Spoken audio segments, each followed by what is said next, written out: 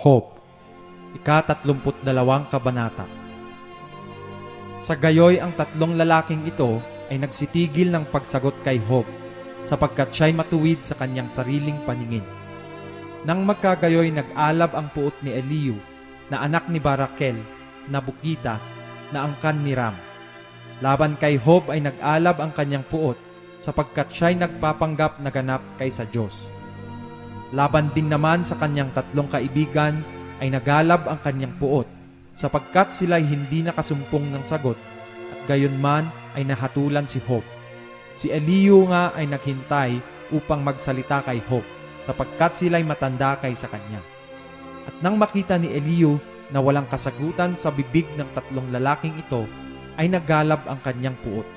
At si Eliu na anak ni Barakel na Bukita ay sumagot at nagsabi, "Ako'y bata at kayo'y totoong matatanda.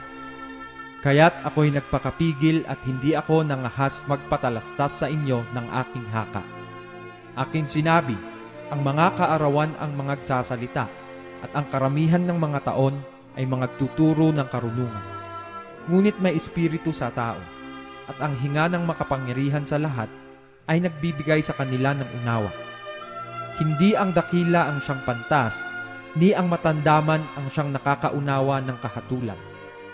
Kaya't aking sinabi, dinggin ninyo ako, akin namang ipakikilala ang aking haka. Narito, aking hinintay ang inyong mga salita, aking dininig ang inyong mga pangangatwiran, samantalang kayo'y naghahagilap ng masasabi.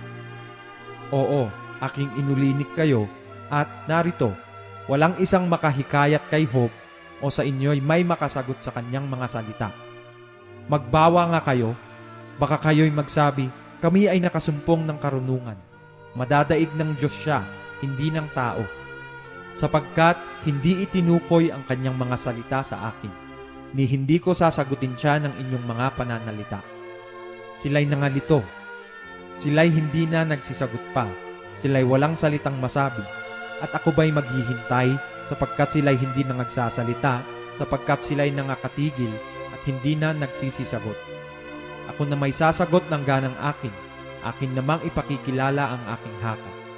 Sapagkat ako'y puspos ng mga salita, ang diwa na sumasaloob ko ay pumipigil sa akin.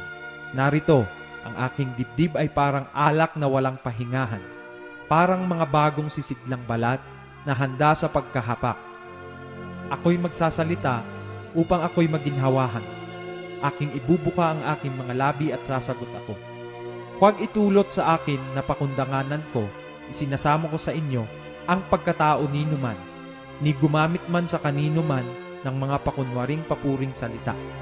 Sapagkat hindi ako marunong sumambit ng mga pakunwaring papuring salita, na kung dili ay madaling papanawin ako ng may lalang sa akin.